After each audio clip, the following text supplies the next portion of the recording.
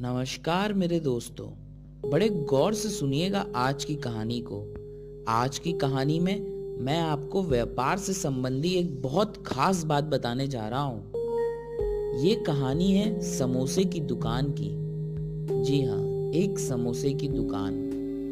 एक बड़ी कंपनी के गेट के सामने एक प्रसिद्ध समोसे की दुकान थी। समोसे ले लो समोसे।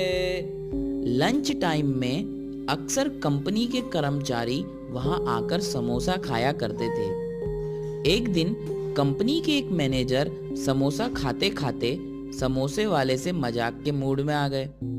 मैनेजर साहब ने समोसे वाले से कहा, यार गोपाल, तुम्हारी दुकान तुमने बहुत अच्छे से मेंटेन की है, लेकिन क्या तुम्हें नहीं लगता कि तुम अपना समय और टैलेंट समोसे बेचकर बर्बाद कर रहे हो?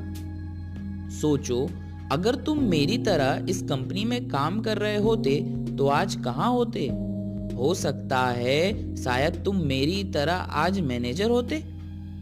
इस बात पर समोसे वाले ने बड़ा विचार किया और बोला, सर, ये मेरा काम आपके काम से कहीं बेहतर है। 10 साल पहले जब मैं टोकरी में समोसे बेचता था तभी आपकी जॉब लगी थी। तब मैं महीना 1,000 रुपए कमाता था और आपकी पगार 10,000 थी। इन 10 सालों में हम दोनों ने खूब मेहनत की। आप सुपरवाइजर से मैनेजर बन गए और मैं टोकरी से इस प्रसिद्ध दुकान तक पहुंच गया। आज आप महीना 50,000 कमाते हैं और मैं महीना 2 लाख रुपए कमाता हूं। लेकिन इस बात के लिए मैं मेरे काम को आपके काम से बेहतर नहीं कह रहा हूं। सर, ये तो मैं अपने बच्चों के कारण कह रहा हूं। जरा सोचिए सर, मैंने तो बहुत कम कमाई पर धंधा शुरू किया था, मगर मेरे बेटे को यह सब झेलना नहीं पड़ेगा। मेरी दुकान मेरे बेटे को मिलेगी। मैंने जिंदगी में जो मेहनत की वो उसका लाभ मेरे बच्चे उठाएंगे, जबकि आपकी जिंदगी के हर मेहनत का लाभ आपके मालिक के बच्चे उठाएंगे। अब आपके बेटे को आप डायरेक्टली अपनी पोस्ट पे तो नहीं बैठा सकते ना। उसे भी आपकी तरह जीरो से शुरुआत करनी पड़ेगी और अपने कार्यकाल के अंत तक वो वहीं पहुंच जाएगा जहां अभी आप हो। जबकि मेरा बेटा बिजनेस को यहां से और आगे ले जाएगा और अपने कार्यकाल में हम सबसे बहुत आगे निकल जाएगा। अब आप ही बताइए, किसका समय और टैलेंट बर्बाद हो रहा है?